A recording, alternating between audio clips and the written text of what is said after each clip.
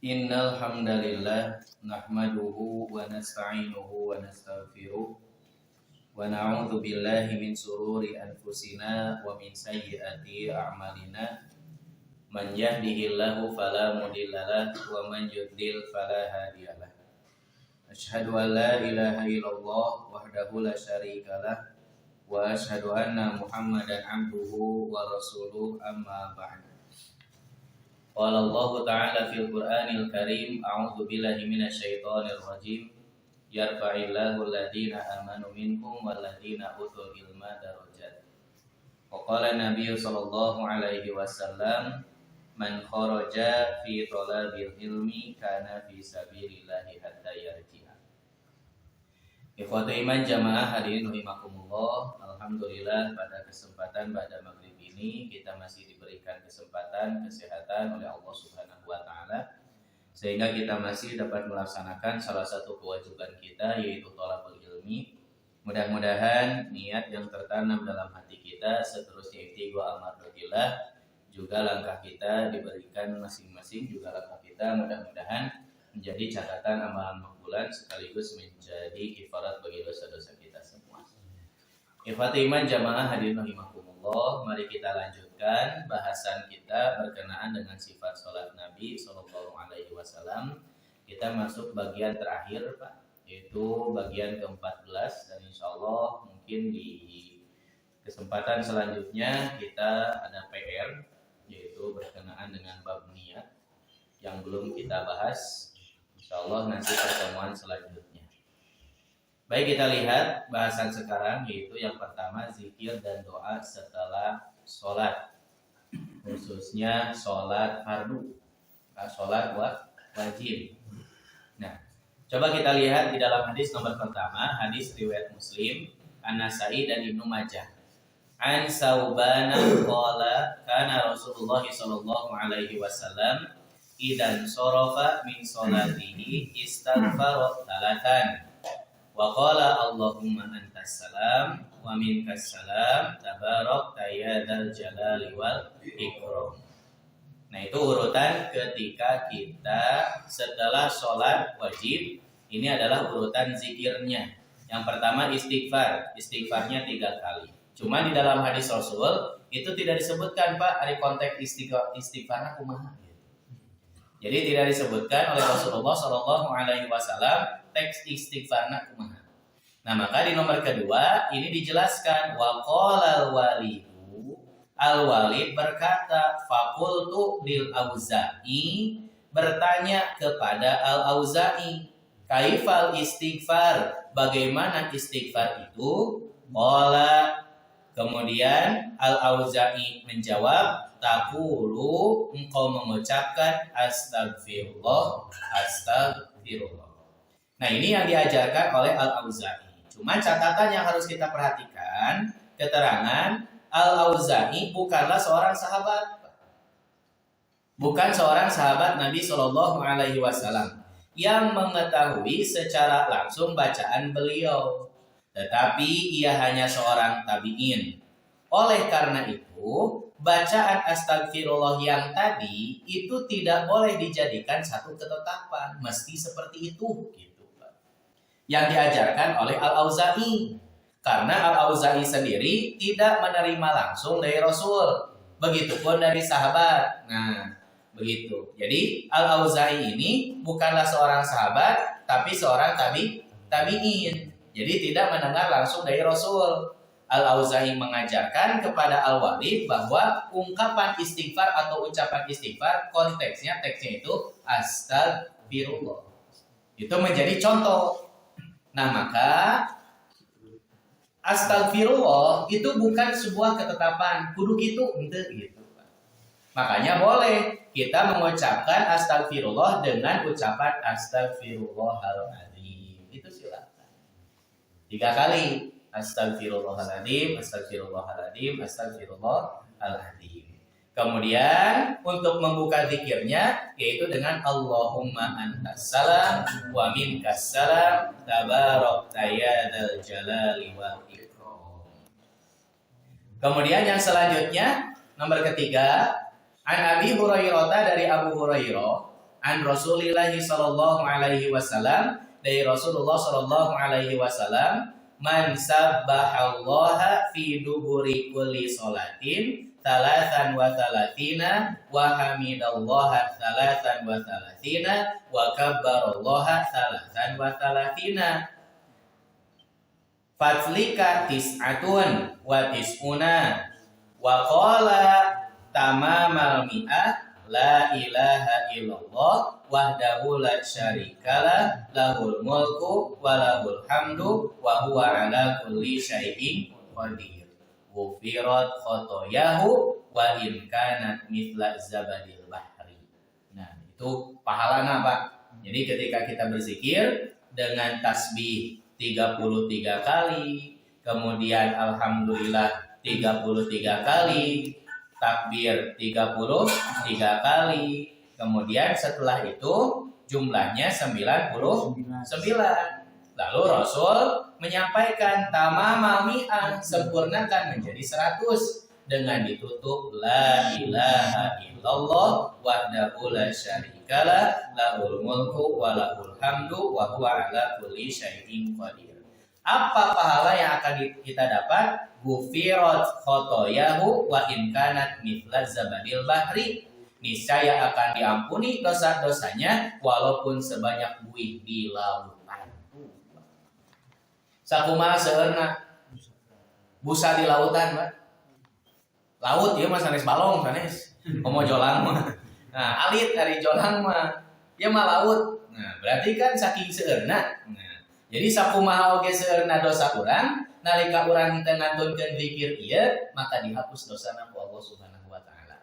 Nah, janten ieu Pak urutan. Urutan nalika urang zikir saatos salat, khususna salat wajib. Hiji astagfirullah 33 kali, astagfirullah istighfarna 3 kali. Terus dibuka ku Allahumma antas salam, saatos naeta tasbih 33 kali, alhamdulillah 33 kali, Allahu akbar 33 kali. Anu janten catatan kamu urang nalika urang zikir teu kenging rusuh. Zikir teh namina oge zikir urang teh nuju emot ka Allah Subhanahu wa taala. Nyata upami urang zikir mengucapkan nama-nama Allah Subhanahu wa taala, santai urang teh zikir teh. Jadi simkuring terkadang aneh gitu, aya anu zikir nganggo panangan tapi cepet. Gitu loh. Nah, gitu. Kumaha macana itu dah hese itu. Nah, ulah dugikeun nalika urang nuju maca zikir jadi teu jelas, Pak, gitu kan. Subhanallah, subhanallah, subhanallah, subhanallah gitu. Ini mah analog. Nah, jadi teu jelas itu. Subhanallah, subhanallah, subhanallah gitu kan. Ayeuna alhamdulillah saking gancana. Alhamdulillah. Jadi kan itu teh bahasa naon gitu kan. Nah itu mah bukan zikir. Tidak ada kesempurnaan dina zikir sapertos kitu. Malih nalika urang nu zikir ka Allah, kan Allah tos ngimutan Pak, ala bi dzikrillahi tatmainnul qulub gitu kan. Jadi zikir teh eta teh tiasa nenangkeun hate upami zikirna tenang. Nalika urang ngucapkeun asma-asma Allah Subhanahu wa taala, diresapi ku urang teh subhanallah, subhanallah, subhanallah, subhanallah, subhanallah, subhanallah, subhanallah, subhanallah, subhanallah. Sok we cepat tapi asal jelas. Ulah siga tadi. Kan kata wis atuh dina ngagerakeun panangan ngamo jari-jari kumaha gitu. Dulu aja ngebut itu tah. Naon namanya teh nyepeng jarina oge, hese na macana oge. Malihat teh jelas. Alebat bab ngitungna gitu kan kumaha ngitungna 33 kan gitu. Tah ieu anu kedah jantan catatan nalika urang nuju zikir. Naon anu kedah ku urang nah kedah difokus atanapi urang teh kedah husuk nalika urang nuju zikirna. Margi kautamiana begitu besar Pak eta teh zikir. Dino dalil-dalil anu sanes diuningakeun kautamian zikir saatos salat. Naon namina teh? Saatos salat wajib teh eta teh sami sareng ngaji umroh Pak. Pahalana teh. Jantan kan urang ayeuna upami misalkeun tah can ditakdirkeun ku Allah angkat ka Mekah. Angkat umroh, angkat ibadah haji, teu kedah wartos. Nah, karena ketika kita masih di tempat sendiri pun ada pahala yang senilai dengan haji dan umroh. Anu kedah memang kurang dimaksimal. Malihan anu berangkat umroh sareng haji belum tentu ibadahna ditampi. Ayeuna urang anu memang kedah ngamaksimalkeun sata acan urang angkat tadi itu pantaskeun heula urang gitu kan. di dieu gitu. Supados naon langkung mantep deui nalika ibadah ka ditu bukan shopping hungkul. Jadi ibadah ka ditu teh tujuanna nu lain gitu. Nah, ibadah ka ditu teh tos mamayarna mahal gitu kan. Ayeuna oge haji sabaraha? 45 itu. Haji. Ya haji 40-an. Hampir 50. Haji mah kan kemarin gak ditanya dari 100 kan. Jadi subsidi lagi. Dana abadi. Bunga. Dana abadi. Ya, upami umroh mah kan eta wis 30-an lah gitu kan. 30, 32, 35 umroh mah. Kan dia orang emonta kan, ayeuna urang dana anu sakitu agungna kurang dikaluarkeun. Nalika angkatkan itu ternyata pas uwi teu kenging naon. Maksana teu kenging naon teh teu kenging balanjaan, teu kenging pahala gitu. Anu kadana urang angkat ka ditu teh mupuk pahala anu ageng pas uwi ka dieu teu aya sama sekali. Nah, karena tujuan awalna tos lepat. Diberi kantos nguping jamaah anu tos angkat ibadah haji ka ditu tanapi umroh haji poin. Haji aja nate haji naon lah gitu kan. Angkat nate jatan daftar sehari daftar napi beberapa bulan tos tiasa angkat. Nah, jadi haji khusus tapi tanpa ada bimbingan. Jadi hoyong cepet we. Ternyata pas kali itu teu tiasa naon, Pak. Nah, jadi mana nanti cicing we gitu kan. Jadi mana nanti cicing. Malihan buina oge kan teu 40 hari. Tos selesai langsung buih deui langsung itu. Bisa. Jadi tapi luar biasa nah eta pas naon namanya teh anjeunna teh kumargi ninggal. Aya naon namanya teh aya rencana tanapi wargina di Indonesia gitu kan. Orang Indonesia pas ibadah itu gulang-gulang. Naon gitu kan kudu dilaksanakeun bimbingan teh aya pembimbingna oge. Eta mah sendiri we gitu. Sampai ka anjeunna dugikeun ka nyara bios abi ngiringan gitu kan. Ya kupamanya mangga we ngiringan mah gitu. Cuma teh tanggung jawab abi mah gitu. Kan repot Pak gitu, pamisiga gitu. Nah, maka kalau orang sadayana anu misalkan memang orang teu acan dipanggil ku Allah Subhanahu wa taala kan itu sebetulnya orang teh teu aya alasan untuk berputus asa. Tanapi orang nanya udah batul mangus ini. Padahal orang nuju aya di dieu oge kedahanan orang memaksimalkan momen-momen atanapi amalan-amalan anu senilainya ibadah haji dan umroh. Kalebet salah sabiosna nyaeta zikir saat salat. Dan zikir saat salat teh eta teh mangrupikeun dina dalil anu sanes mah pahalana senilai haji dan umroh. Upami di dieu disebutkan ghufirat khotoyahu wa in kanat mithla zabalil bahri, bakal dihapus dosana ku Allah Subhanahu wa taala meskipun dosa itu sebanyak buih di lautan. Kan luar biasa. Jadi sakumaha dosana oge, berapapun banyaknya dosa kita itu akan diampuni oleh Allah Subhanahu wa taala dengan benar-benar ketika kita berzikir di akhir salat. Jadi jangan sampai ketika kita salat salam ini salam leos. Mereka mana gitu. Dan itu pernah terjadi di zaman Rasul. Sahabat Saklabah. Jadi sahabat Saklabah itu ketika setelah selesai sholat, Pak salam dia langsung berangkat begitu saja pergi. Dan itu sering dilihat oleh sahabat yang lain. Kemudian sahabat yang lain itu melaporkan kepada Rasul bahwa Saklabah itu ketika sholat tidak berzikir terlebih dahulu bersama kita. Kemudian Rasul memanggil apa yang menjadi masalah untuk dirinya ketika setelah sholat itu langsung pulang. Karena kata Saklabah begini alasannya, ya Rasul, istriku sedang menungguku di rumah. Naon eta pagentos sarung. Jadi upami sarungna dialokeun ku Saklabah isina moal tiasa salat gitu. Samiskin-miskin di urang Pak dari sarung mau lebih tinggi. Ya kan? Berarti Saklabah itu begitu miskin gitu. Sampai Saklabah ketika ditegur oleh Rasul seperti itu, Saklabah meminta kepada Rasul untuk mendoakannya. Naon supaya benar gitu.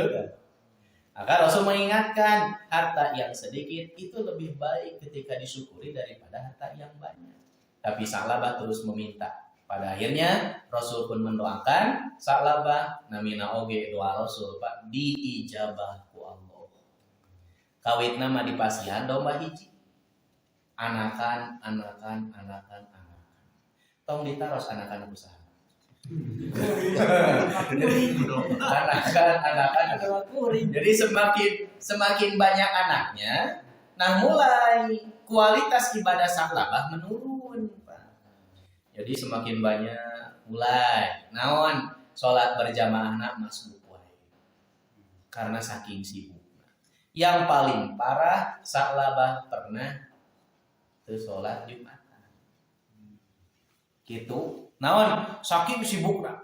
Sampai Rasul itu untuk memberikan iqab kepada saklabah tong ditampi zakat. Gitu. Kan berat Pak upami tos gitu mah gitu kan.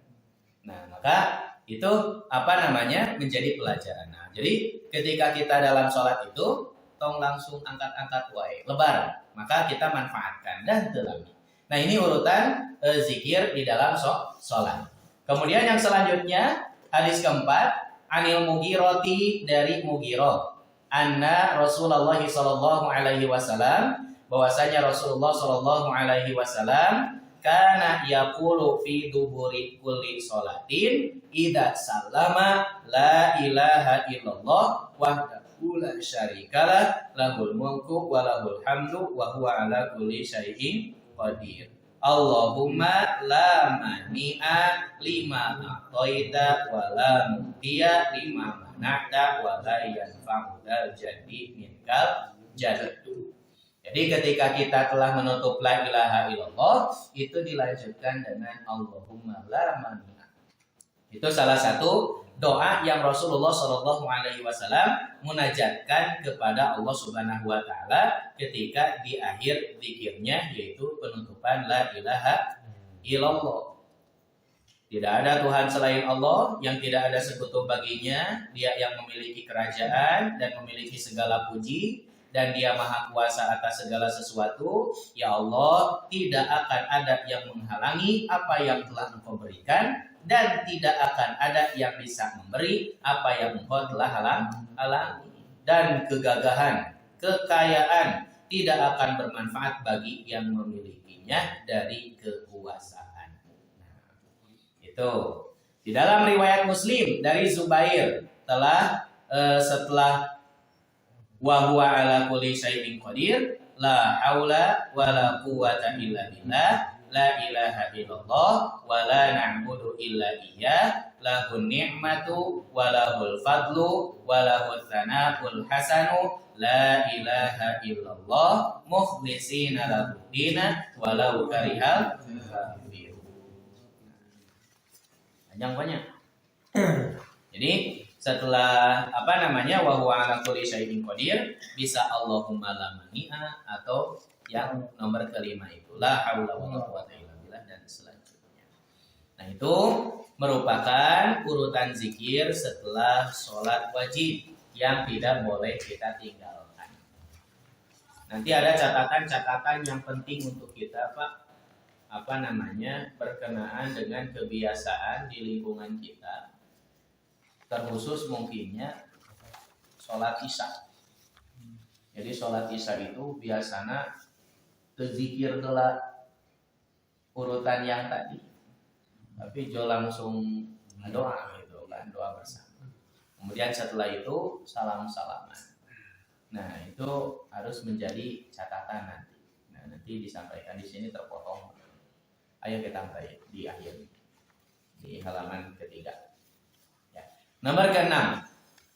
An Yusayrata dari Yusayroh, qala ia berkata, qala lana Rasulullah sallallahu alaihi wasallam, beliau berkata kepada kami, bersabda kepada kami, ya nisa al-mu'minat, alaikunna bit tahlil wat tasbih wat taqdis wala taghfulna wa tansayna arhamta wa qidna bil anamili fa innahunna mas'ulatun mustantaqatun rawahu Ahmad wa Abu Dawud wa Tirmidzi. Dari Yusairoh, ia berkata, Rasulullah Shallallahu Alaihi Wasallam bersabda kepada kami, wahai perempuan mukminat, kalian mesti bertahlil, bertasbih, bertakdis, dan janganlah kamu lalai hingga lupa kepada rahmat Allah, dan hitunglah zikir itu dengan jari-jarimu, karena sesungguhnya jari-jari itu akan ditanya dan dimintai pertanggungjawabannya. Nah, ini dalil yang menganjurkan ketika kita zikir itu dengan jari-jari. Kayak jari-jari nate, jari-jari nate. Jadi zikir nate ada yang dengan tangan kanan saja, ada dengan kedua tangan. Nah, Pak, dalil yang menerangkan tentang hanya tangan kanan saja, ternyata ketika setelah diteliti itu dalilnya doi. Jadi kalau hanya tangan kanan saja. Dan itu kalau kita lihat ada di Hisnul Muslim, Pak. Hisnul Muslim, kumpulan-kumpulan doa. Nah, kumpulan-kumpulan doa di Hisnul Muslimah hanya dicantumkan ketika zikir itu dengan tangan kanan bungkul. Tapi ketika setelah diteliti, hadisnya ternyata ada kedoipan. Nah, maka zikir dengan tangan itu bukan hanya tangan kanan saja, tapi termasuk dengan tangan kiri. Karena tangan itu akan ditanya oleh Allah Subhanahu wa Ta'ala nanti di hari kiamat. Nah, makanya perlu kita manfaatkan. Kemudian bagaimana dengan zikir benda-benda selain dengan tangan? Tasbih. Kemudian juga nanti ada krikil, Pak, gitu kan, batu-batu gitu. Termasuk ayeuna teh tasbih digital. Tasbih digital gitu kan. Nah, itu apakah boleh gitu kan? Salami aya keneh panangan mah tuh Pak jari-jari. Manfaatkeun urang. Jadi selama masih ada jari-jari, kita manfaatkan untuk berzikir kepada Allah, karena ini akan ditanya oleh Allah Subhanahu wa Ta'ala. Nah, kemudian bagaimana cara menghitungnya?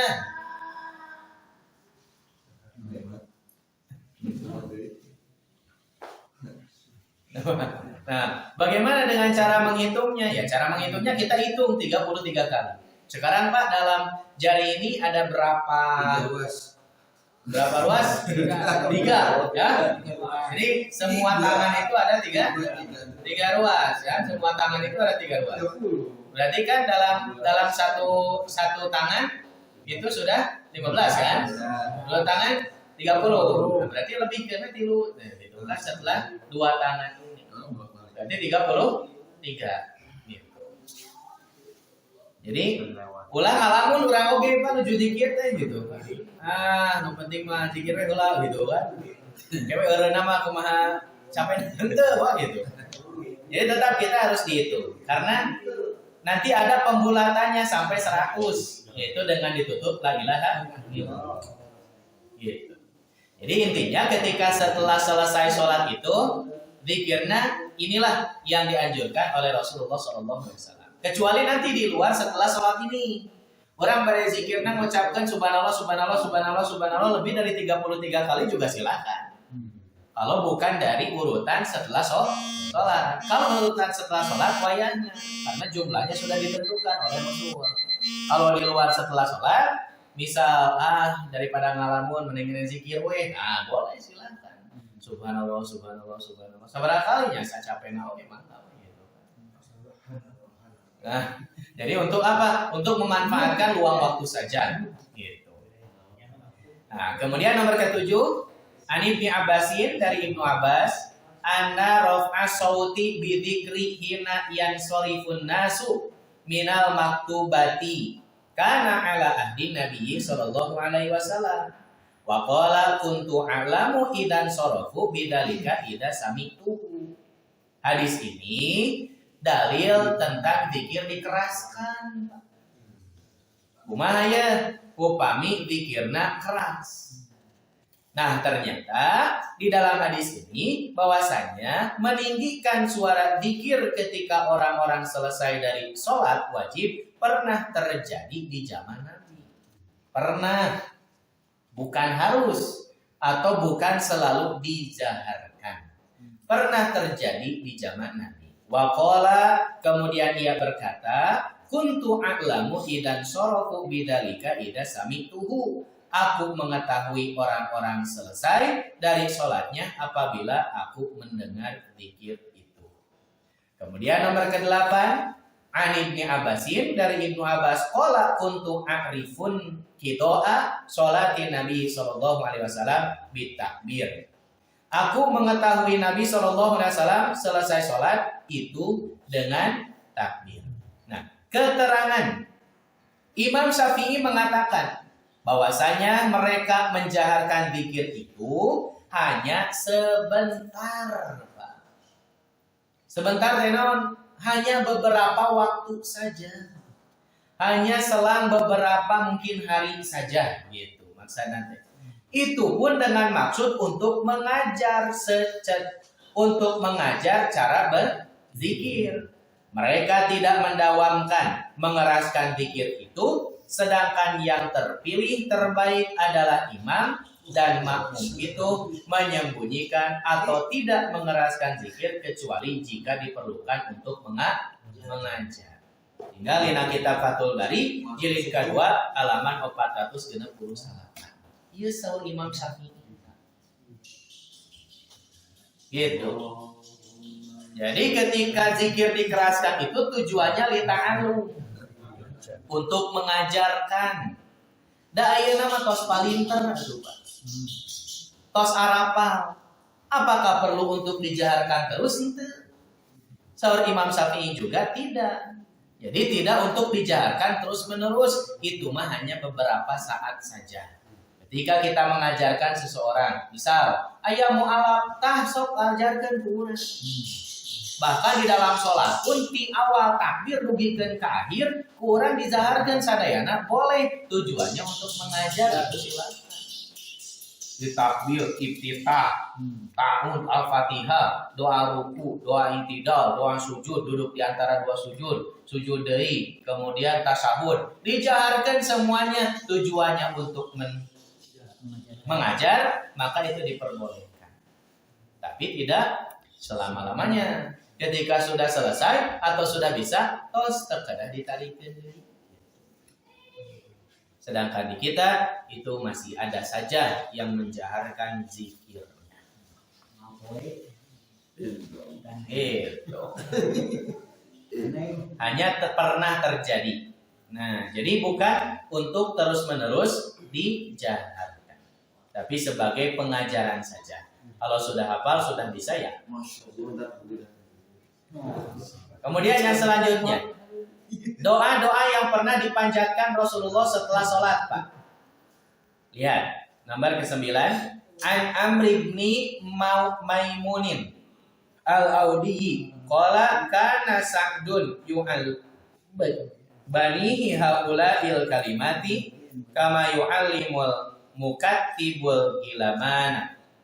Dari Amr bin Maimun al-Adawi, ia berkata, Sa'ad bin Abi Waqqas pernah mengajar anak-anaknya beberapa kalimat seperti seorang guru yang mengajarkan anak-anak menulis.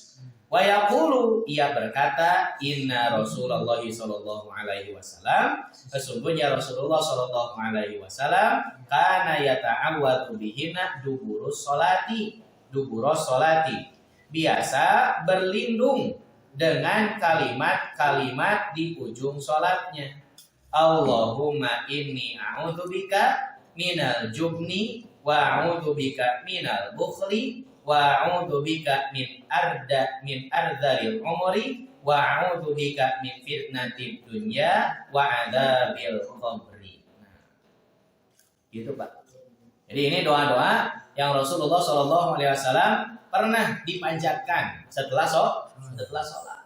Mangga. Sebetulnya untuk doa bebas. Untuk doa bebas, silakan saja. Mangga we, sesuai dengan kebutuhan kita. Summa yatakhayyar minad du'a, kata Rasul itu kan. Pilihlah yang paling kita sukai ketika kita berdoa. Mangga. Ada skala prioritas. Jadi bukan berarti kita tidak boleh mendoakan semua yang ingin kita mintai, Pak. Mangga saja. Mengawai dah Allah eta mah bebas urang mah nyuhunkeun. Cuman ada skala prioritas. Apa yang sedang kita butuhkan atau yang memang ternyata hari ini kita betul-betul membutuhkan soketa. Sing rajin doakeun ke Allah gitu. Minta kepada Allah Subhanahu wa taala. Oyong naon? Silakan, sok doakeun. Gitu kan? Mangga gitu. Jadi kurang naon namina teh boleh untuk doa itu. Cuman, kan gitu. Cuman ketika ada dalil yang menerangkan yang mansukh gitu kan, doa yang memang sudah tertulis atau yang Rasulullah Shallallahu Alaihi Wasallam ucapkan, munajatkan, tidak ada salahnya. Kalau belum kita hafal, tidak ada doa yang terbaik kecuali doa yang Rasulullah ajarkan kan gitu. Maka sok urang cobi hafal, meskipun teu sadayana gitu, Pak urang hafal. Tapi beberapa doa anu kurang hafal, kurang bacakan setelah sholat, setelah itu baru kita meminta dengan doa-doa yang kita inginkan. Mangga, bebas, silahkan. Boleh, Pak, silahkan kusunda oke. Oh, gitu. Nah, kemudian nomor ke-10, Pak, hadis riwayat Ahmad dan Ibnu Majah. An Ummi Salamata, anna Nabiyya sallallahu alaihi wasallam kana yaqulu fi duhuril fajri, berdoa di penghujung salat subuh sesudah salam, Allahumma inni as'aluka ilman nafi'an wa amalan mutaqabbalan wa rizqan thayyiban. Oh, tuh ieu mah berisi mah tuh kan urang ge. Nyuhunkeun we. Redaksi-redaksinya kan berbeda-beda, Pak. Ya Allahumma inni as'aluka ilman nafi'an wa rizqan thayyiban wa amalan mutaqabbalan. Nah, gitu kan. Atau ada di dalam ayat itu Rabbi zidni ilman, gitu kan. Nah, jadi mangga itu mah. Kemudian yang selanjutnya, yang terakhir nomor ke-11, An Mu'adz bin Jabalin, anna Rasulullah sallallahu alaihi wasallam akhadha bi yadihi faqala usika ya Mu'adz la tada'anna fi duburi kulli salatin taqulu Allahumma a'inni ala dzikrika wa syukrika wa husni ibadatika. Ini salah satu wasiat yang diberikan oleh Rasul kepada Mu'adz, jangan pernah meninggalkan doa ini di akhir sholat. Jadi setelah sholat, setelah zikir, ya Pak ya, setelah zikir, nah jangan kita tinggalkan. Allahumma la mani'a, Allahumma ini, nah ini jangan pernah kita lewatkan setelah sholat itu. Nah catatan Pak nih untuk kita semua. Adapun bacaan-bacaan yang dikategorikan bid'ah setelah salam itu, satu istighfar dengan berjamaah. Tadi dengan dijaharkan dengan berzikir keras, kemudian disengajakan setelah sholat itu langsung istighfarnya berjamaah. Kemudian menjadikan bacaan khusus al-mu'awwidzat. Catatannya bacaan khusus.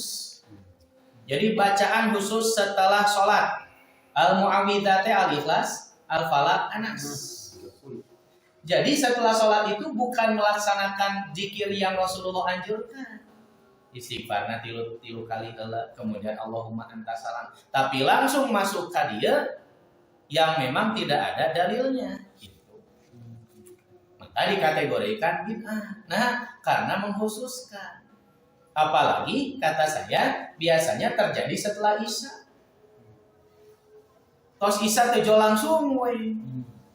Ente dikir heula berurutan sebagaimana tadi yang sudah dijelaskan. Tapi langsung masuk ka dieu. Kemudian setelah itu zikir nu itu mah ditinggalkeun, tos beres zikir-zikir ieu, tos we sasalaman gitu. Nah, ini yang menjadi kategori kenapa menjadi bid'ah? Karena menjadi dikhususkan. Yang ketiga membaca ayat kursi. Yang keempat membaca Al-Fatihah. Yang kelima membaca Subhana rabbika rabbil izzati amma yasifun. Yang keenam tahlil 100 kali. Yang kelima membaca Allahumma ajurni atau ajirni minanar 7 kali. Selain itu bersalaman setelah sholat dijadikan paket dari sholat sendiri atau membiasakannya. Nah ini menjadi kategori bid'ah. Melupakan sunnah yang Rasulullah anjurkan setelah sholat. Bukan berarti tidak boleh Pak kita membaca doa-doa ini. Silahkan, mangga. Cuman ketika setelah sholat, karena Rasul sudah mengajarkannya dan Rasul mencontohkan urutan setelah sholat wajib tadi gitu. Maka tong dilangkung nu eta mah. Sok we kurang baca heula. Dan kita ikuti apa yang Rasulullah SAW anjurkan. Baru setelah urutan doa yang tadi atau zikir yang tadi, mangga bade ngaos ieu oge gitu. Tidak salah. Lah, Tidak salah. sok we. Cuman jangan dijadikan paket gitu. Atau nabi khusus. Seolah-olah tidak boleh ditinggalkan. Nah, upami aya rasa siga kitu dalam bacaan-bacaan anu tadi disebutkan terakhir, nah itu menjadi amalan yang khusus. Sedangkan ketika kita berani menempatkan satu amalan dikhususkan, itu harus ada dasarnya, harus ada dalilnya, harus ada contohnya. Ketika ada contohnya, kita boleh mengkhususkan. Tapi ketika tidak ada contohnya, tidak boleh kita mengkhususkan. Kenapa bisa boleh setelah kita berdoa atau berzikir dengan urutan zikir yang tadi, yang disunahkan oleh Rasulullah SAW?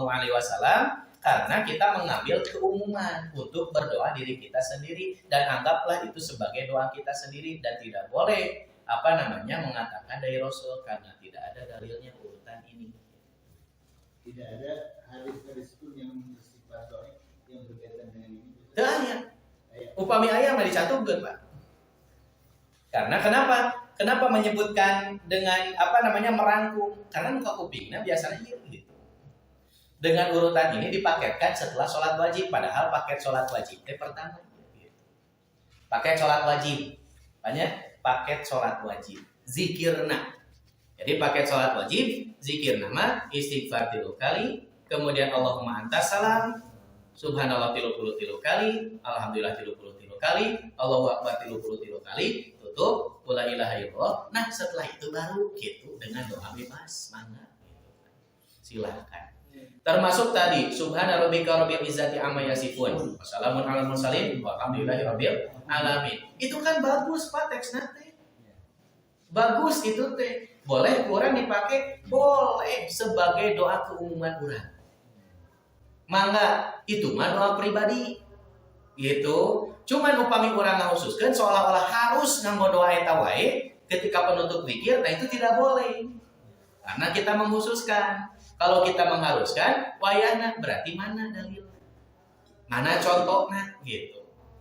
Kalau tidak ada, ya berarti tidak boleh mengkhususkan. Kita boleh memakainya nyaman gawe, itu mah hanya sebagai doa kita saja. Doa kita sendiri jangan sampai menjadikan atau mengatakan ieu teh ti Rasul padahal Rasul teu nyantuan sih kayak. Gitu, Pak. Ya. Jadi, kenapa disebutkan kategori bid'ah? Nah, gitu. Karena mengkhususkan doa-doa ini menjadi satu paket setelah sholat wajib.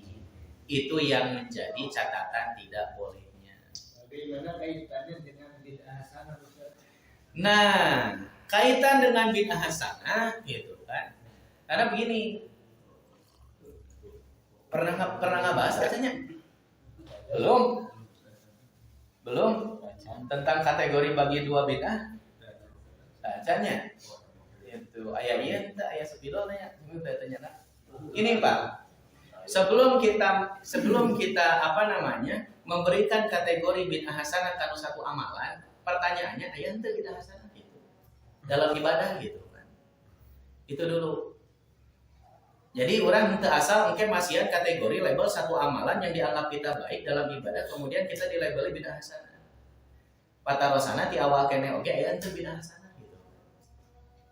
Memang para ulama ada yang membagi bid'ah sayyi'ah, bid'ah hasanah. Cuman para ulama sepakat dina urusan ibadah mah teu aya bid'ah hasanah. Cenah oge bid'ah sayyi'ah jelek. Anapun anu dimaksud bid'ah hasanah itu dalam urusan dunia seperti naon motor, mobil, kemudian speaker di masjid gitu kan. Itu kan dunia. Nah dikategorikan bid'ah hasanah. Upami Imam Syafi'i menyebutkannya maslahatul mursalah. Begitu. Nah, jadi kalau nanti ada istilahnya kita meyakini dengan istilah bid'ah hasanah, kita akan memudahkan amalan yang tidak ada dari Rasul amalan yang tidak ada contohnya dari Rasul, kemudian kita bisa menjadikan itu sebagai ibadah. Gitu. Jadi gampang kita melabeli ibadah nanti, gitu kan. Padahal tak ada contohnya, tak ada dalilnya. Kemudian kita labeli gitu kan, oh itu bidah hasanah. Baik gitu kan, kurang. Belum tentu dalam kacamata Rasul atau Allah yang memberikan syariatnya itu adalah baik. Karena nanti kalau kita lihat sebelum kita melabeli suatu ibadah itu dengan bidah hasanah, kita kaji dulu dalil-dalil tentang bidah halal.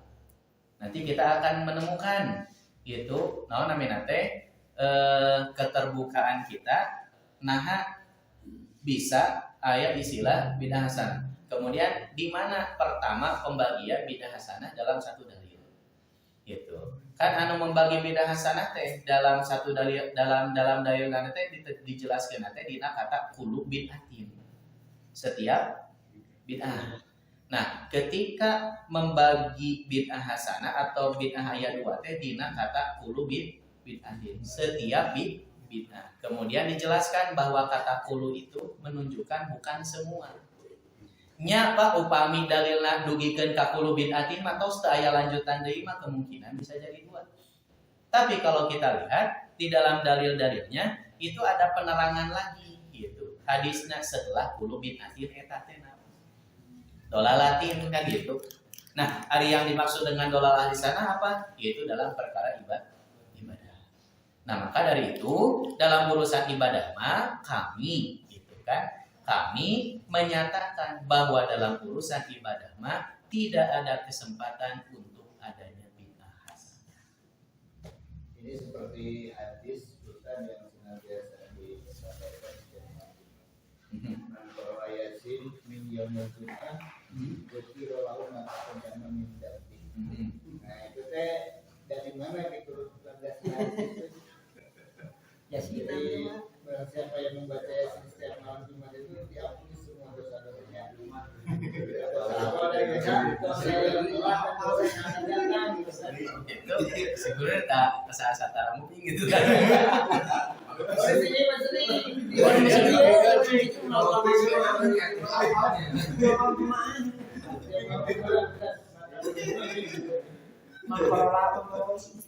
Ya, iya Pak. Pamit lepat ya. Ustadz Abdul Somad saja ketika menyampaikan tentang bab Yasin masih kene namanya ragu-ragu gambar jauh karena beliau menyampaikan dalil yang sebenarnya. Dalil yang sebenarnya kumaha? Setiap membaca Al-Quran setiap malam. Dalil itu setiap malam. Maka beliau menjelaskan dia atuh minimalnya teu bisa maca semua Quran Yasin. So, kayak gimana dalil dulunya jelas sikap gitu. Kan gitu kan? Berarti menunjukkan bahwa sebetulnya tidak ada dalil khusus untuk Yasin itu di malam Jumat. Malah yang ada itu dalil khusus itu surat Al-Kahfi. Tapi nanti kita kaji surat Al-Kahfi oke ketika dibaca di malam Jumat atau hari Jumat hadis-hadisnya doi. Itu pernah dikaji kan? Pernah belum ya? Di sini. Belum. Nah, nanti lah dikaji teman. Nah, itu jadi apa namanya? Jadi kajian eksklusif gitu kan nanti. Itu untuk surat Al-Kahfi. Nah, ayana Yasin tak acan pernah kantos menakan kudu dikaji awasna setiap malam. Kemarin ada cerita tadi kudu Yasin di Indonesia. Itu mah riwayat Indonesia kok orang Indonesia itu bahasa Arab lah gitu mah. Man qara'a Yasin yaumal Jumat.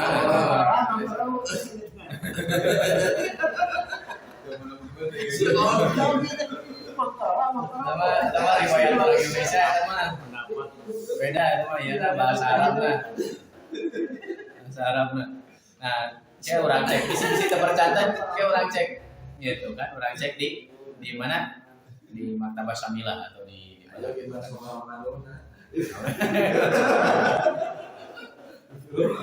Gitu, tapi ya bahwa ayah gitu kan kalau tinggal lihat.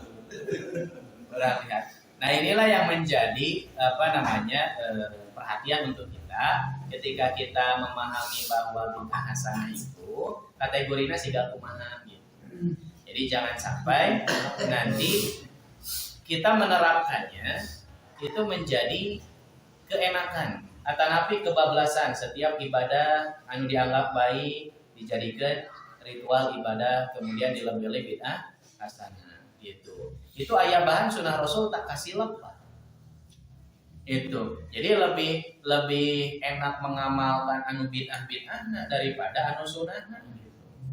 Padahal jangankan kita mengamalkan yang bid'ah gitu kan. Anu sunnah wae kan kurang tidak kamalkeun sadaya. Padahal kategori sunnah Rasulullah begitu ringan, teu berat-berat. Ringan, Rasul masih sunnah nabi kan gitu kan. Enteng, teu abot gitu. Cuma da urangna gitu. Anu tidak memperhatikan.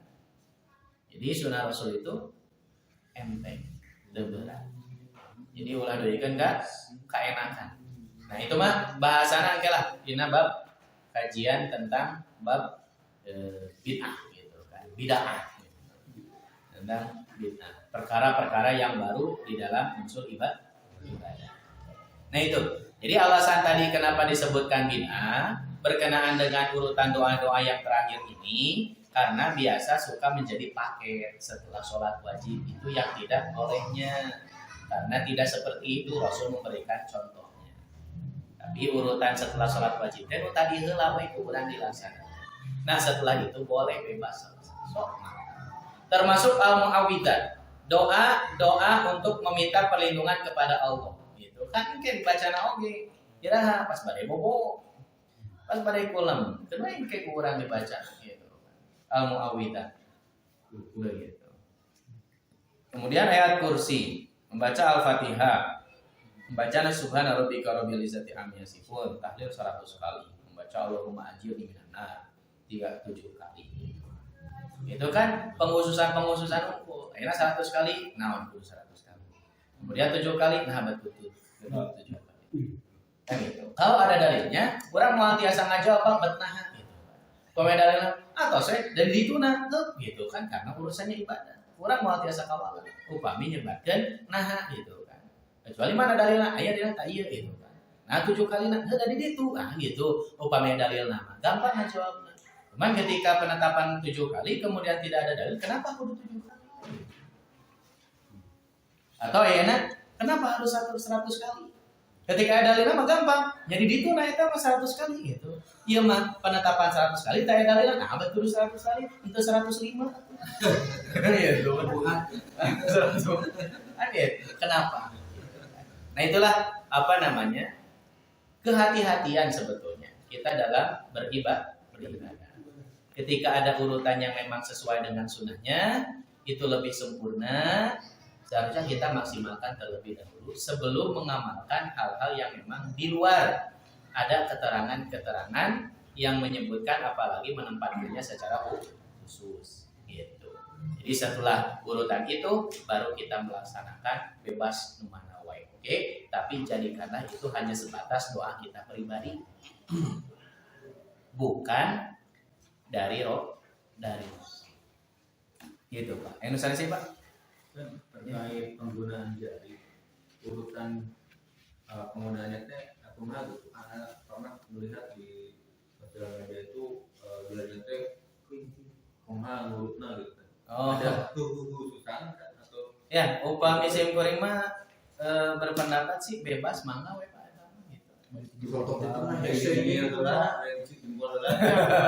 Ya, silahkan itu mah mangga. Termasuk saya pribadi kan dari ada yang dari bawah gitu kan, ada yang dari atas. Atau ada juga yang dari bawah ketika dari bawah di atas ke handap. Di handap nah gitu, silang. Ada yang dari bawah, semuanya dari bawah. Ada yang dari atas semuanya. Itu silakan. Bade di jempol heula mangga, bade curug heula mangga, cingir heula mangga. Anu penting eta tanganna ke dalam situ. 33. Kenapa harus berurutan? Yaitu memudahkan kita gitu dalam menghitungnya supaya tidak acak-acakan.